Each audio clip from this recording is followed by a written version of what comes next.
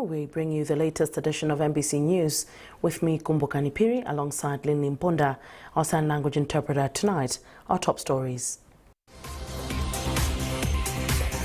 President Chakwera describes the just-ended Mission 300 Africa Energy Summit in Tanzania as an enabler to achieving Malawi's aspirations of providing electricity to many Malawians.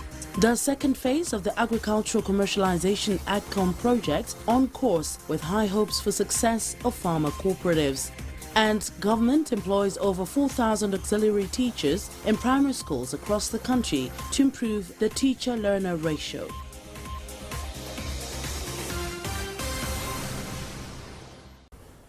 Well, I'm glad you could join us.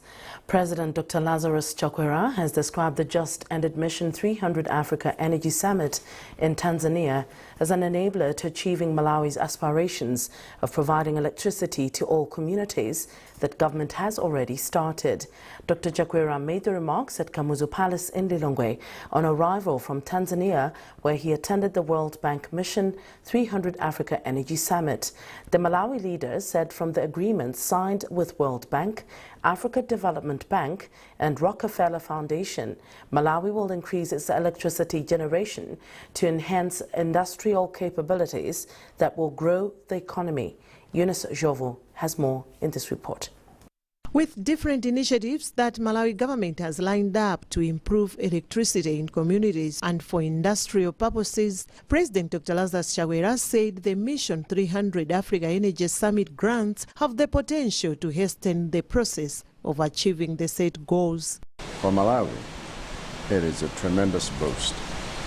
It's a boost because it will enable us to achieve our goals in terms of power generation, power transmission, and the usage of the same for agricultural, industrialization, production, value addition, all of the factories we need to have, and mining particularly, a sector that needs power, not diesel-generated power, but a power that we can use, which is green energy. This, I think, is a plus for Malawi in terms of that which we desire to achieve. President Chakwera also expressed gratitude that his team was a good example at the summit of what international donors are looking for in the transformation of Africa. Now we had a stepping stone, as it were, to this M300, which is the Ascent agreement that we had, and we signed for that as well, and that provides close to $300 million US dollars to begin this process. And our team was commended, and I am glad that we were commended as an example of that which the World Bank, African Development Bank, as well as Rockefeller Foundation desired to have. Dr. Chakwera left the country for Tanzania on Monday this week for a 2-day summit that brought together 12 African leaders to discuss ways of boosting energy generation in Africa. Eunice Jovo, MBC, Lilongwe. President Dr. Lazarus Chakwera has said the Mission 300 Africa Energy Summit carries huge benefits for Malawians. Dr. Chakwera said this in Dar es Salaam, Tanzania, where he was leaving the country for Malawi. Justin Kweo has details in this report. Dr. Chakwera landed in Tanzania on Monday afternoon for the summit. While in Tanzania, the president committed to the dream which African heads of state have agreed to connect 300 million of its population to electricity by 2030. Aside from that, the president presided over the signing of a $300 million grant to Malawi from World Bank Group. The Malawi leader also announced that by 2030, 70% of the local population will be connected to electricity. Dr. Chakwera also led Malawi in adopting the Dar es Salaam Energy Declaration and held bilateral talks with a number of people, including his Zambian counterpart, President Hakainde Hichilema. Upon departure, he was seen off by Malawi's High Commissioner to Tanzania, Andrew Kumwenda, and other dignitaries. Extremely important generally to all of Africa, but particularly to Malawi, because we have been given at least an energizer to be able to empower our industrialization process and dream, and to be able to fulfill what the aspirations really of our ITM strategy is all about, so we can truly move forward in real development. Meanwhile, Minister of Information Moses Kunkuyu has indicated that the presence of Dr. Chakwera at the summit speaks to the Chakwera Super High Five promise. Among the promises of Dr. Lazarus Chakwera, particularly in the Super High Five, there is a pillar on prospering together. You can never prosper as a country if the factors that lead to prosperity are only preserved for a few. Electricity, for example, is one factor that drives economic development regardless of the class or in society that you belong to, as I did say. So President Chakwera came here as a servant for the people, which is also one of the pillars, because, as I said, he has not been traveling for the sake of traveling. He travels only when the travel will mean something for Malawians. More than 12 African heads of state gathered in Dar es Salaam, Tanzania for the summit. More than 600 million Africans do not have access to electricity, and World Bank and African Development Bank have committed $40 billion to reduce this number by half. Justin Mkweu, MBC News, Dar es Salaam, Tanzania. Some commentators have hailed President Dr. Lazarus Chakwera for his efforts to increase the number of people connected to the national electricity grid. The remarks are coming following news that the president has secured a $300 million grant from the World Bank for increasing electricity connections. Moses Mkandawire of Nika Institute says the development is key in the promotion of the ATM strategy, especially the mining sector. He gives details to Grant Mhango.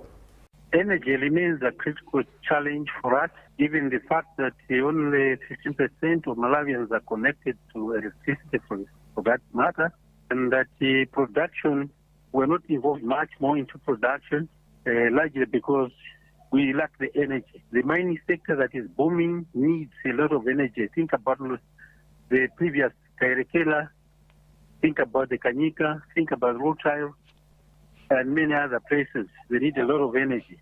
So therefore, securing that amount of money that will largely contribute to addressing issues of energy is very important, and that needs to be supported. And what I would therefore ask is those that will be involved in the implementation of these programs should be accountable, so that any single tambara or kwacha should be used for its intended purpose. Environmental expert Associate Professor Lusayo Mwabumba described the development as key in safeguarding environmental degradation in the country. The reason why we have a lot of deforestation and the land degradation, I think the main reasons there are two. Reason number one is because there are no better alternatives, viable alternatives to energy. That's why people are resorting to fuel wood and deforestation, right? Because even if we all want to use electricity, we don't have sufficient electricity. And where there is electricity, I think it is so expensive that a lot of people cannot afford it. So as a result, the only source that people can turn to are the forests, because they think that, the forests, they are free, they are available to everybody. So, yes, while increasing energy is part of the solution, but it will not completely solve the problem. We also have to look at how do we create sustainable jobs and employment in Malawi, so that a good number of people, they can have good incomes where they will be able to afford, whether it's electricity, whether it's gas and other things. I think that will be the way we can solve this environmental crisis we're facing. This is MBC News with me, Kumbukani Piri, and my sign language interpreter tonight, Linlin Ponda. A reminder of our top stories. President Chakwera describes the just-ended Mission 300 Africa Energy Summit in Tanzania as an enabler to achieving Malawi's aspirations of providing electricity to many Malawians. The second phase of the Agricultural Commercialization AGCOM project on course with high hopes for success of farmer cooperatives. And government employs over 4,000 auxiliary teachers in primary schools across the country to improve the teacher-learner ratio.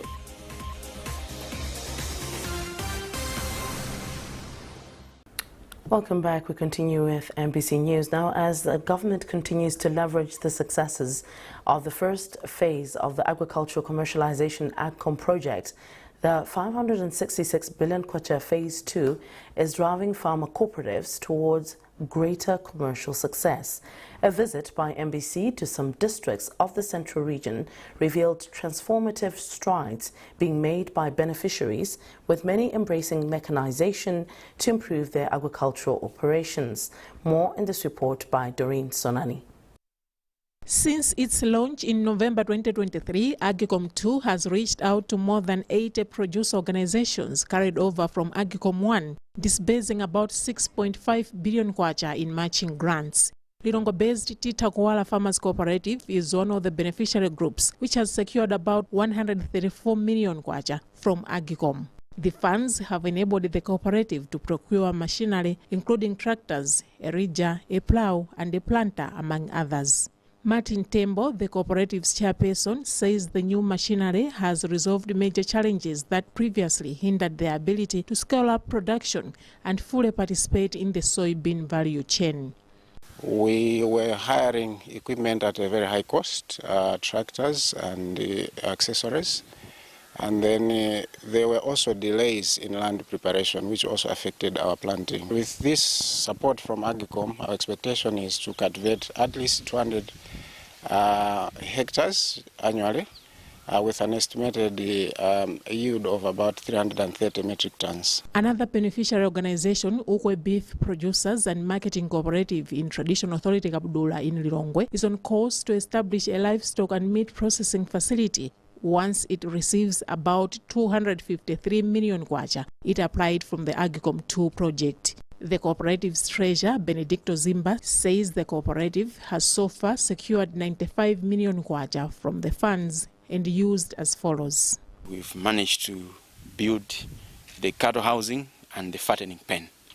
We've also managed to drill a borehole. Now we're in the process of finding a contractor through the public works so that they can be able to construct a shed for us and put up a watering system for the animals. In Nchinji, a grouping of Pondane Agro-Processing Cooperative in Traditional Authority Nyoka has also received more than 50 million kwacha first tranche to establish poultry farming, as the group's chair, Eminem Mbewe, explains. We never expected to construct such type of building here. This gives us expectation that our lives will change.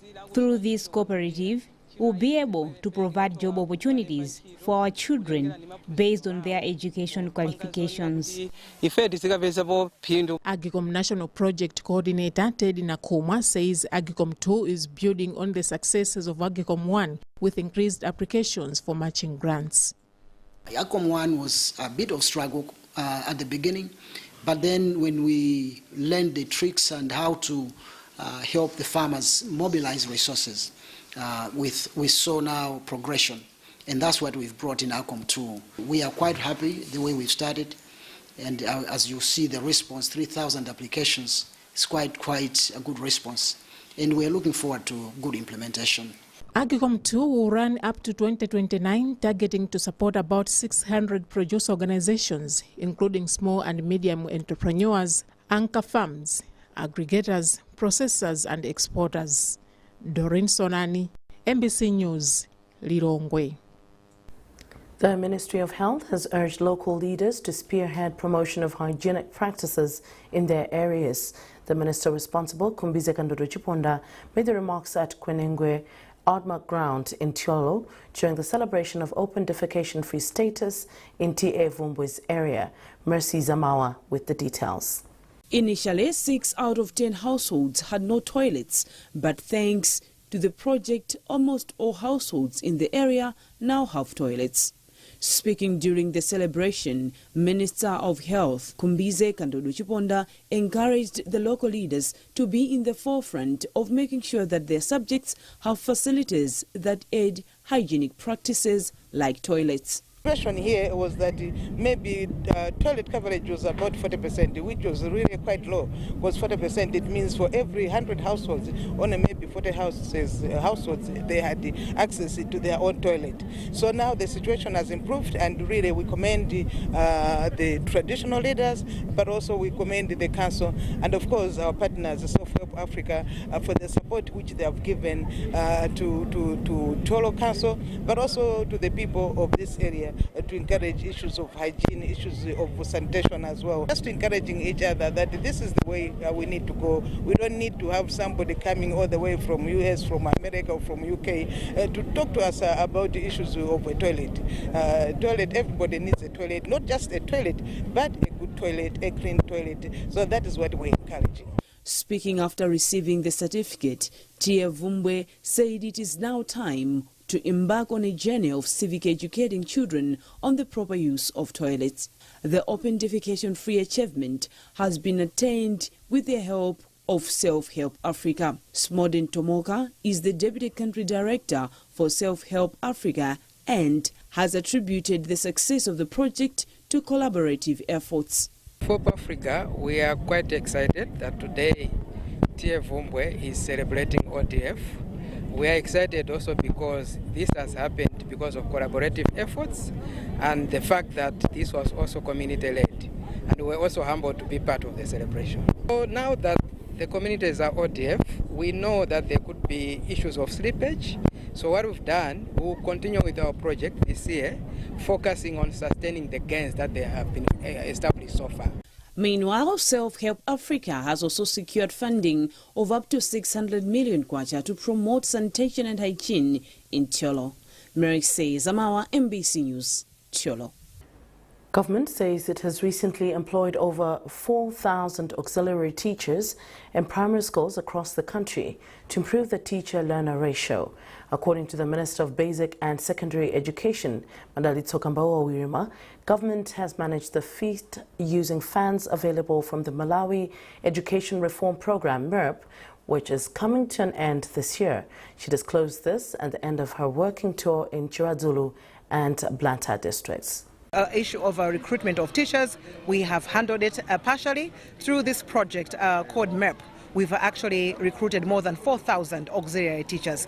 These teachers are going to be helping in the classrooms that are going to be decongested through the project, but we would want to recruit permanently. When we have the resources as government, we will recruit the teachers that we want. I can't even begin to mention the figures, but as government, we know that with a good quality of education, a teacher is pivotal, and we have to recruit more teachers. As soon as the resources for that are available, we will recruit teachers, and we will recruit them in big numbers. For now, we have recruited the 4,000 plus auxiliary teachers. It's really very big because we have got a very big enrollment of learners, of which if they can give us some more blocks, it will give us a relief. Patriots, a group of Malawians committed to supporting government in addressing challenges facing the country in different sectors in partnership with US-based Project Cure, have donated medical equipment and supplies to Mzuzu Central Hospital worth 1 billion kwacha. Speaking when receiving the container at Mzuzu Central Hospital, a member of the group, Ken Tembo, said their group is making the donation based on the list of needs the facility presented to them by the hospital authorities. Chimoyo Mululu has the details. According to one of the members of the Patriots, Ken Tembo, the donation they have made comprises medical equipment, drugs and other supplies the hospital requested them. When they sat down, they decided that areas of concern were medical, education, and others. So we decided that we start with medical. Hospitals are lacking equipment in this country, or medicines. And so together with Malawians in diaspora, we have come together and we've lobbied organizations outside. In this particular case, Project Cure, were responsible for collecting equipment. What we did was we went through certain hospitals and they gathered a list of items that are required by various hospitals. And in this particular case, Mzuzu Central Hospital was asked what they needed. They put together a list which was sent to Project Cure in the States. And then following that, they collected equipment. And then this is the container they're seeing. So we're actually here handing the equipment to Mzuzu Central Hospital. Spokesperson for Mzuzu Central Hospital, Dr. Arnold Kaira, says the donation will go a long way in addressing some of the challenges the referral facility faces as they provide services to their catchment population. Medical equipment and supplies that we are receiving today from US through the Patriot and Project Cure, they are going to make a very big difference at this institution, because you know that these medical equipment are needed as we offer care to patients. And these supplies that we are receiving today, they are vital in the care. They are going to be used in various departments as the needs have been there. The Patriots, in partnership with Project Cure, are expected to make similar donations to all central and other health facilities across the country. Chimwemwe Miruru, MBC News, Mzuzu. Well, that item also wraps up this edition of MBC News. A reminder of our top stories. President Chakwera describes the just-ended Mission 300 Africa Energy Summit in Tanzania as an enabler to achieving Malawi's aspirations of providing electricity to many Malawians.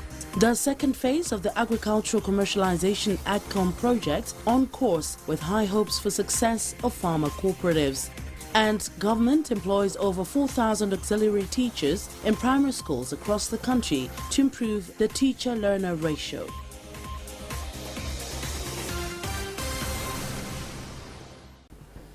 Keep up to date with our news on all MBC digital platforms by scanning the QR code at the top right corner of your TV screen.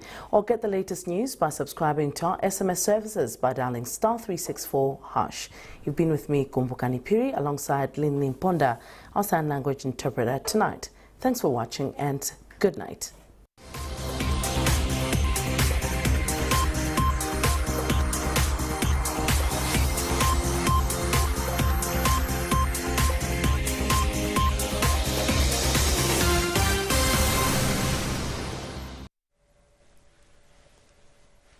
Good evening, and it's time for weather forecast. Heavy rains were experienced in some parts of the country in a period of 24 hours, and after being recorded and reported this morning, we have Kasia in Lilongwe topping the list at 100 mm, seconded by Salima, which reported 68 mm.